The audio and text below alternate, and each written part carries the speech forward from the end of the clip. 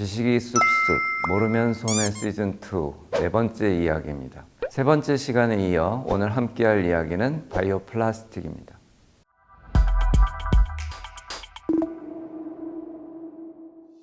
안녕하세요. 저는 홍익대학교 바이오화학공학과 박경문 교수입니다. GPGP라고 들어보셨나요? Great Pacific Garbage Patch의 약자로서 미국 캘리포니아 주와 하와이 사이에 있는 거대한 쓰레기 섬을 뜻하는 말입니다. 조사에 따르면 2017년 플라스틱 사용량은 연간 4억 700만 톤이라고 하는데요. 플라스틱이 개발된 이후 전체 사용량의 절반가량이 최근 10년간 사용됐을 정도로 플라스틱에 대한 우리의 의존도는 매우 높은 상황입니다. 특히 최근 팬데믹을 거치면서 플라스틱의 사용량은 급증하고 있는 상황이지요. 문제는 플라스틱이 쉽게 없어지지 않는다는 것입니다. 그리고 플라스틱을 더 이상 묻을 곳이 없다는 것이죠. 특히 토양이나 바닷속에 있는 플라스틱은 분해되는 것이 아닌 작은 크기로 쪼개지는 것이고요. 그것을 해양 생물들이 먹고 우리가 다시 먹는다는 것입니다. 그래서 친환경적이고 잘 분해되는 플라스틱을 만든 건데요. 크게 두 분류로 나눌 수 있습니다. 이 중 분해돼서 썩는 생분해성 바이오 플라스틱이 있으며 식물이나 음식물 쓰레기 등을 원료로 사용하여 생산하는 기술이 상용화되고 있습니다. 그 중심에는 산업용 LMO가 있습니다. 특히 생분해성 바이오 플라스틱은 음식물과 섞이더라도 퇴비로 사용이 가능하고 다양한 조건에서 분해가 가능하다는 점에서 큰 이목을 끌고 있습니다. 일반 플라스틱 같은 경우에는 분해되는데 200년이 걸린다, 500년이 걸린다, 또는 그 이상 걸린다는 이야기가 있죠. 플라스틱은 수백 년이란 시간 이후에도 완전히 분해됐다고 말하기는 어렵습니다. 분해가 되더라도 작은 사이즈 형태로 고분자 물질을 포함하고 있기 때문에 실질적인 분해라는 건 쉽지 않습니다. 하지만 생분해성 바이오 플라스틱 같은 경우에는 짧으면 6개월, 최대 3년 안에 저분자 단위로 분해가 가능합니다.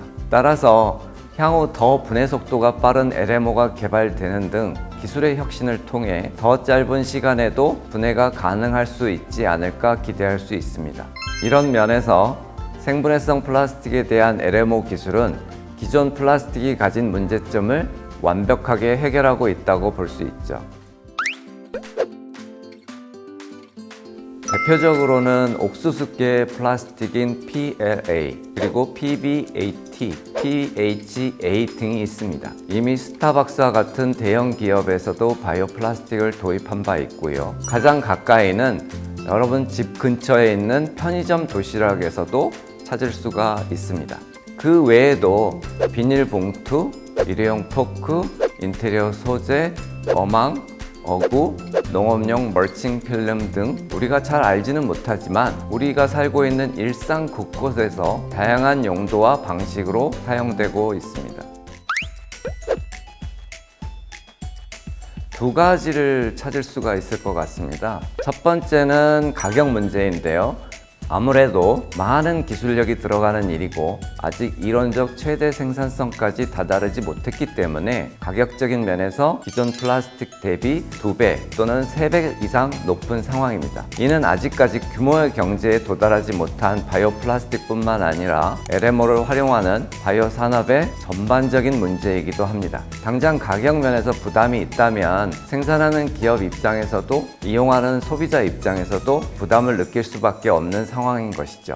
그리고 두 번째는 국내에 생분해성 바이오 플라스틱을 분해하는 처리 시설이 없습니다. 현재 생분해성 바이오 플라스틱은 폐기물 중에서 따로 분류 기준이 확립되지 않아 분리수거되지 않습니다. 따라서 기타로서 매립 또는 소각되고 있는데요. 이렇게 될 시 플라스틱 매립 금지가 시행되는 수도권은 2026년부터는 전량 소각할 수밖에 없는 처지에 놓이게 됩니다. 결국 탄소 배출 중립과 미세 플라스틱 발생 저감을 위해 개발된 생분해성 바이오 플라스틱의 효과가 미미해지고 말겠죠. 기술이 빠르게 발전하고 있는 것과 발맞춰 제도적 장치나 시설 구축이 시급한 상황입니다. 국내 대기업들은 해외에 있는 전문 기업들과 바이오 플라스틱 기술 개발을 위한 MOU를 체결하고 있습니다. 최근에는 국내 대기업이 음식물 쓰레기를 친환경 플라스틱으로 전환하는 기술 개발에 뛰어들었습니다. 또한 LMO를 활용한 탄소 순환 경제를 열기 위해 기체 형태인 일산화탄소나 이산화탄소를 플라스틱과 같은 산업 소재로 전환하는 기술이 개발되고 있으며 기존 석유유래 플라스틱을 분해하여 소재 업사이클링을 통해 재활용하는 LMO 기술도 개발되고 있습니다. 앞으로 바이오 플라스틱 산업은 단순히 기존 플라스틱을 대체하기 위한 것뿐만 아니라 이산화탄소 발생을 저감시키는 등 환경 친화적 ESG 경영을 추구하는 기업 입장에서는 절대 놓칠 수 없는 산업 분야로서 향후 주목을 많이 받을 것으로 기대가 됩니다. 오늘 지식이 쑥쑥 모르면 손해 시즌2 네 번째 시간에는 바이오 플라스틱 산업이 지금 우리 삶에 미치는 영향에 대해 알아봤습니다.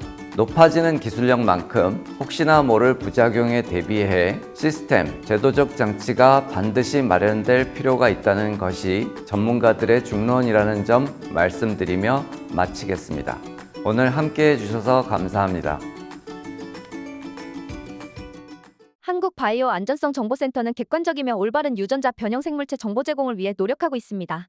본 영상에 관련해 유전자 변형생물체 안전성에 대한 여러 가지 의견을 댓글 등으로 자유롭게 남겨주세요. 여러분의 참여가 다양한 관점의 GMO 영상을 제작하는 데 많은 도움이 됩니다. 또한 영상에 직접 출연을 원하실 경우에도 연락 주시면 감사하겠습니다.